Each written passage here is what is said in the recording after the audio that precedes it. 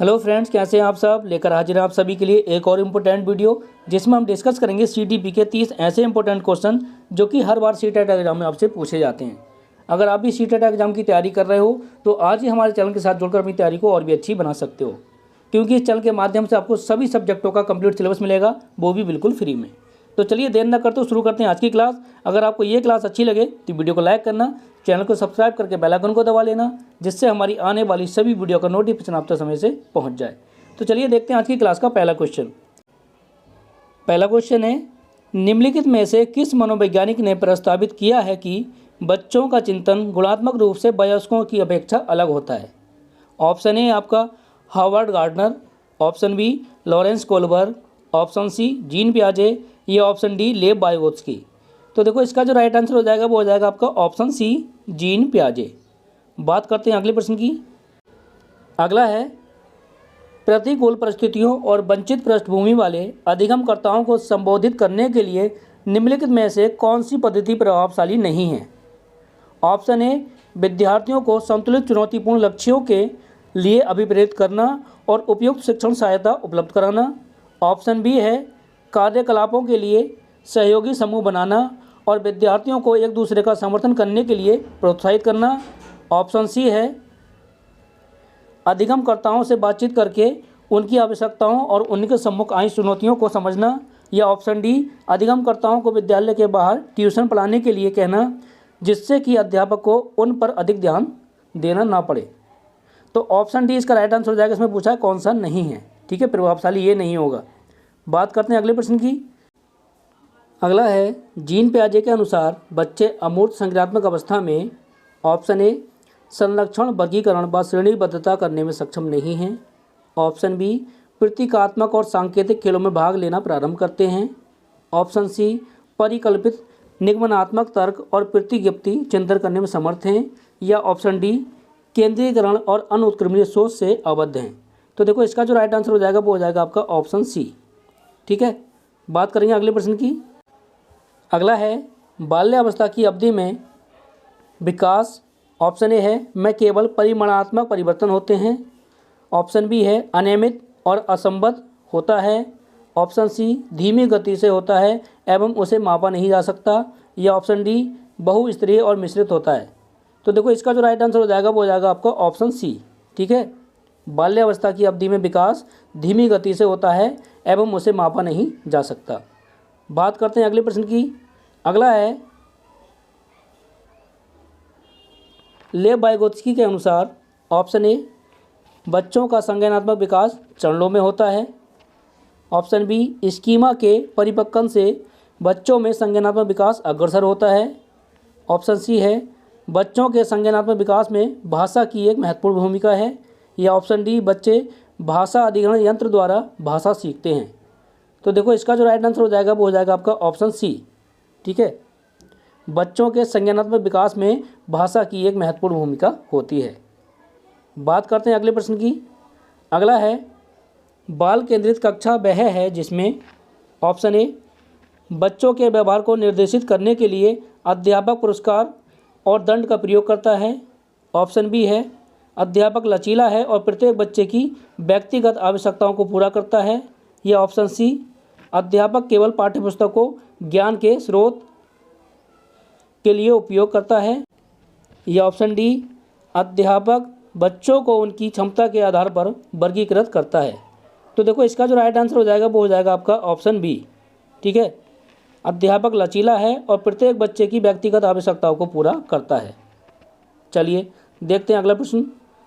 अगला है, भाषा में अर्थ की सबसे छोटी इकाई है, ठीक है, अर्थ होगा यहाँ, ठीक। भाषा में अर्थ की सबसे छोटी इकाई है।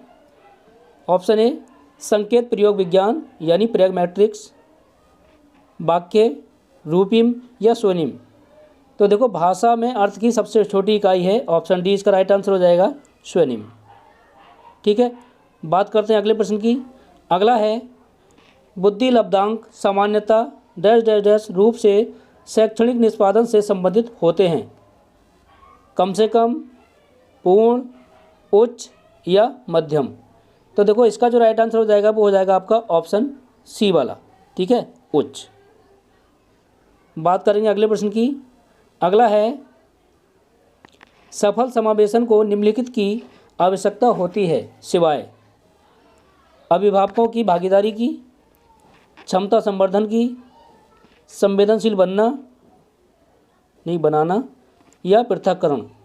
तो देखो इसका जो राइट आंसर हो जाएगा वो हो जाएगा आपका ऑप्शन डी, पृथक्करण। बात करते हैं अगले प्रश्न की। अगला है, विद्यालय में नियमित उपस्थिति के लिए वंचित बच्चों को प्रोत्साहित करने का निम्नलिखित में से कौन सा तरीका सर्वाधिक उपयुक्त है। ऑप्शन ए, विद्यालय द्वारा बच्चों को एकत्रित करने वाले एक व्यक्ति को नियुक्त किया जाए जो प्रतिदिन घरों से बच्चों को लेकर आए। ऑप्शन बी है, बच्चों को आकर्षित करने के लिए प्रतिदिन 5 रुपये देना। अगला है, आवासीय विद्यालय खोलना। अगला है, बच्चों को विद्यालय आने की अनुमति न देने को कानूनन दंडनीय अपराध बनाया जाए। तो देखो इसका जो राइट आंसर हो जाएगा वो हो जाएगा आपका ऑप्शन सी वाला, ठीक है, आवासीय विद्यालय खोलना। बात करते हैं अगले प्रश्न की। अगला है, विद्यालय में लिंग भेदभाव से बचने का सर्वोत्तम तरीका हो सकता है।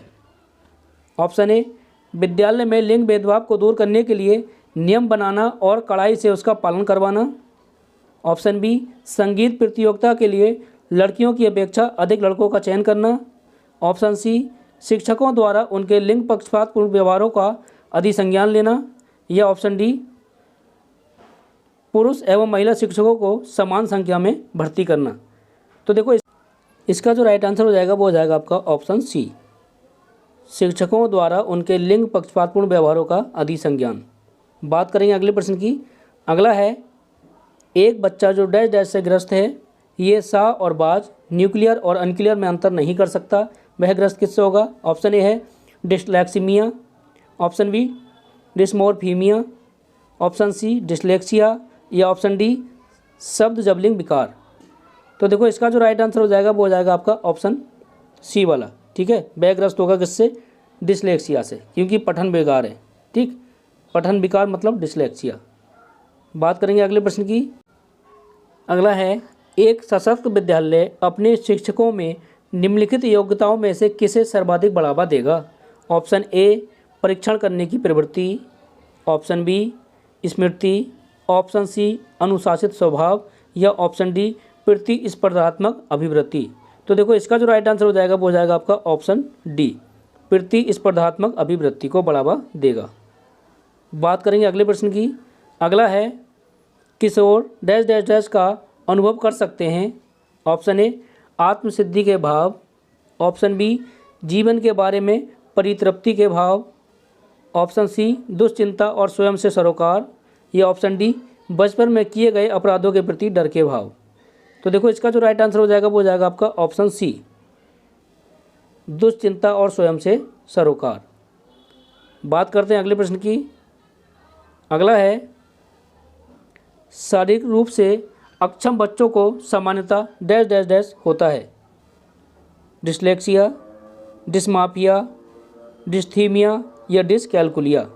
तो देखो इसका जो राइट आंसर हो जाएगा वो हो जाएगा आपका ऑप्शन बी, ठीक है, क्या होता है, डिसमाफिया। बात करेंगे अगले प्रश्न की। अगला है, लेव वाइगोत्स्की के समाज संरचना सिद्धांत में दृढ़ विश्वास रखने वाले शिक्षक के नाते आप अपने बच्चों का आकलन के लिए निम्नलिखित में से किस विधि को वरीयता देंगे। ऑप्शन ए, सहयोगी प्रोजेक्ट, ऑप्शन बी मानकीकृत परीक्षण, ऑप्शन सी तथ्यों पर आधारित प्रत्यास्मरण के प्रश्न, या ऑप्शन डी वस्तुपरक बहुविकल्पीय प्रकार के प्रश्न। तो देखो इसका जो राइट आंसर हो जाएगा वो हो जाएगा आपका ऑप्शन ए, सहयोगी प्रोजेक्ट, ठीक है। अगला है, सुनने में असमर्थ बच्चा। ऑप्शन ए, श्रवण असमर्थता वाले बच्चों के विद्यालय में ही भेजा जाना चाहिए, नियमित विद्यालय में नहीं। बी है, केवल अकादमिक शिक्षा से लाभ नहीं उठा पाएगा, उसे उसके स्थान पर व्यावसायिक शिक्षा दी जानी चाहिए। ऑप्शन सी है, नियमित विद्यालय में बहुत अच्छा कर सकता है यदि उसे उपयुक्त सुविधा और साधन उपलब्ध कराए जाएं। या ऑप्शन डी, नियमित विद्यालय में अपने सहपाठियों के समान कभी प्रदर्शन नहीं कर पाएगा। तो देखो इसका जो राइट आंसर हो जाएगा वो हो जाएगा आपका ऑप्शन सी वाला, ठीक है, नियमित विद्यालय में बहुत अच्छा कर सकता है यदि उसे उपयुक्त सुविधा और साधन उपलब्ध कराए जाएं। बात करेंगे अगले प्रश्न की। अगला है, एक शिक्षिका अपनी प्राथमिक कक्षा में प्रभावी अधिगम को बढ़ा सकती है, कैसे? ऑप्शन ए है अधिगम में छोटी छोटी उपलब्धियों के लिए पुरस्कार देकर। ऑप्शन बी है हिल और अभ्यास के द्वारा। ऑप्शन सी अपने विद्यार्थियों में प्रतियोगिता को प्रोत्साहन देकर। या ऑप्शन डी विषय वस्तु को विद्यार्थियों के जीवन के साथ संबंधित करके। तो देखो इसका जो राइट आंसर हो जाएगा वो हो जाएगा ऑप्शन डी वाला, बिल्कुल ठीक है, विषय वस्तु को विद्यार्थियों के जीवन के साथ संबंधित कर। बात करेंगे अगले प्रश्न की। अगला है, निम्नलिखित में से कौन सा उदाहरण प्रभावशाली विद्यालय की प्रथा का है? ऑप्शन ए है निरंतर तुलनात्मक मूल्यांकन, बी है शारीरिक दंड, सी है व्यक्ति सापेक्ष अधिगम, या डी है प्रतियोगितात्मक कक्षा। तो देखो इसका जो राइट आंसर हो जाएगा वो हो जाएगा आपका ऑप्शन सी, व्यक्ति सापेक्ष अधिगम। बात करेंगे अगले प्रश्न की। अगला है, भाषा विकास के लिए सबसे संवेदनशील समय निम्नलिखित में से कौन सा है? ऑप्शन ए है जन्म पूर्व का समय, ऑप्शन बी है मध्य बचपन का समय, ऑप्शन सी है वयस्कावस्था का समय, या ऑप्शन डी है प्रारंभिक बचपन का समय। तो बात करें इसका राइट आंसर की, तो इसका राइट आंसर हो जाएगा वो आपका ऑप्शन डी, प्रारंभिक बचपन का समय। अगला है, एक 6 वर्ष की लड़की खेलकूद में असाधारण योग्यता का प्रदर्शन करती है। उसके माता पिता दोनों ही खिलाड़ी हैं। उसे नित्य प्रशिक्षण प्राप्त करने भेजते हैं और सप्ताहांत में उसे प्रशिक्षण देते हैं। बहुत संभव है कि उसकी क्षमताएं निम्नलिखित दोनों के बीच परस्पर प्रतिक्रिया का परिणाम होंगी। ऑप्शन ए आनुवांशिकता और पर्यावरण, ऑप्शन बी वृद्धि और विकास, स्वास्थ्य और प्रशिक्षण, अनुशासन और पौष्टिकता। तो देखो इसका जो राइट आंसर हो जाएगा वो हो जाएगा आपका ऑप्शन ए वाला, ठीक है, आनुवांशिकता और पर्यावरण। बात करेंगे अगले प्रश्न की। अगला है, निम्नलिखित में से कौन सी समाजीकरण के गौण वाहक हो सकते हैं? ऑप्शन ए है परिवार और पास पड़ोस, ऑप्शन बी है विद्यालय और पास पड़ोस, ऑप्शन सी विद्यालय और निकटतम परिवार के सदस्य, या ऑप्शन डी परिवार और रिश्तेदार। तो देखो इसका जो राइट आंसर हो जाएगा वो हो जाएगा आपका ऑप्शन बी वाला, विद्यालय और पास पड़ोस। बात करेंगे अगले प्रश्न की। अगला है, लेव वाइगोत्स्की के अनुसार संज्ञानात्मक विकास का मूल कारण है संतुलन, सामाजिक अन्योन्य क्रिया, मानसिक प्रारूपों का समायोजन यानी स्कीमाज, उद्दीपक अनुक्रिया युग्मन। तो देखो इसका जो राइट आंसर हो जाएगा वो हो जाएगा आपका ऑप्शन बी, सामाजिक अन्योन्य क्रिया। बात करेंगे अगले प्रश्न की। अगला है, जीन पियाजे के अनुसार अधिगम के लिए निम्नलिखित में से क्या आवश्यक है? ऑप्शन ए शिक्षार्थी के द्वारा पर्यावरण की सक्रिय खोजबीन, बी है वयस्कों के व्यवहार का अवलोकन, सी है ईश्वरीय न्याय पर विश्वास, डी है शिक्षकों और माता पिता द्वारा पुनर्वलन। तो देखो इसका जो राइट आंसर हो जाएगा वो हो जाएगा आपका ऑप्शन ए, शिक्षार्थी के द्वारा पर्यावरण की सक्रिय खोजबीन। बात करते हैं अगले प्रश्न की। अगला प्रश्न है, जीन पियाजे के अनुसार प्रारूप यानी स्कीमा निर्माण वर्तमान योजनाओं के अनुरूप बनाने हेतु नवीन जानकारी में संशोधन और नवीन जानकारी के आधार पर पुरानी योजनाओं में संशोधन के परिणाम के रूप में घटित होता है। इन दो प्रक्रियाओं को जाना जाता है। ऑप्शन ए है समायोजन और अनुकूलन के रूप में, ऑप्शन बी है समावेशन और अनुकूलन के रूप में, ऑप्शन सी साम्यीकरण और संशोधन के रूप में, ऑप्शन डी समावेशन और समायोजन के रूप में। तो देखो इसका जो राइट आंसर हो जाएगा वो हो जाएगा आपका ऑप्शन डी वाला, ठीक है, समावेशन और समायोजन के रूप में। बात करेंगे अगले प्रश्न की। अगला है, शिक्षा का अधिकार अधिनियम 2009 के अंतर्गत निजी विद्यालयों में आर्थिक रूप से कमजोर वर्ग के विद्यार्थियों के दाखिले हेतु सीटों के आरक्षण का प्रावधान है। इन छात्रों के सफल समावेशन हेतु एक अध्यापक को किस तरह के शिक्षा शास्त्र का इस्तेमाल करना चाहिए? ऑप्शन ए है भेदभावात्मक यानी डिस्क्रिमिनेशन, ऑप्शन बी है अलगावात्मक यानी सेग्रेगेशन, ऑप्शन सी है साम्यता पर आधारित यानी इक्विटी, ऑप्शन डी है समानता पर आधारित यानी इक्वलिटी। तो देखो इसका जो राइट आंसर हो जाएगा वो हो जाएगा आपका ऑप्शन सी, साम्यता पर आधारित यानी इक्विटी। बात करेंगे अगले प्रश्न की। अगला है, राष्ट्रीय पाठ्यक्रम रूपरेखा 2005 के अनुसार ऑप्शन ए, बच्चे शिक्षक द्वारा दी गई सामग्री के निष्क्रिय प्राप्त करते हैं। ऑप्शन बी, बच्चों में अधिगम को विनियमित करने की क्षमता नहीं होती। ऑप्शन सी, बच्चे रटने के माध्यम से सर्वश्रेष्ठ सीखते हैं। या ऑप्शन डी, बच्चे ज्ञान के निर्माण में सक्रिय भूमिका निभाते हैं। तो देखो इसका जो राइट आंसर हो जाएगा वो हो जाएगा आपका ऑप्शन डी। ठीक है, बच्चे क्या हैं, ज्ञान के निर्माण में सक्रिय भूमिका निभाते हैं। बात करेंगे अगले प्रश्न की। अगला है, निम्नलिखित में से कौन सा उम्र समूह जीन पियाजे के संज्ञानात्मक विकास के सिद्धांत के मूर्त संज्ञानात्मक अवस्था या चरण के समानुरूप है। ऑप्शन ए है जन्म से 2 साल। ऑप्शन बी 2 से 7 साल। ऑप्शन सी 7 से 11 साल। या ऑप्शन डी 11 साल के ऊपर। तो देखो इसका जो राइट आंसर हो जाएगा वो हो जाएगा आपका ऑप्शन सी वाला। ठीक है, 7 से 11 साल। तो चलिए इस वीडियो में बस इतना ही, मिलते हैं नेक्स्ट वीडियो में जिसमें कुछ और इंपॉर्टेंट टॉपिक आपके लिए लेकर आएंगे। अगर आपको हमारा ये प्रयास अच्छा लगा हो तो वीडियो को लाइक करना, चैनल को सब्सक्राइब करके बेल आइकन को दबा लेना, जिससे हमारी आने वाली सभी वीडियो का नोटिफिकेशन आप तक समय से पहुँच जाए। तो चलिए मिलते हैं नेक्स्ट वीडियो में, तब तक के लिए बाय।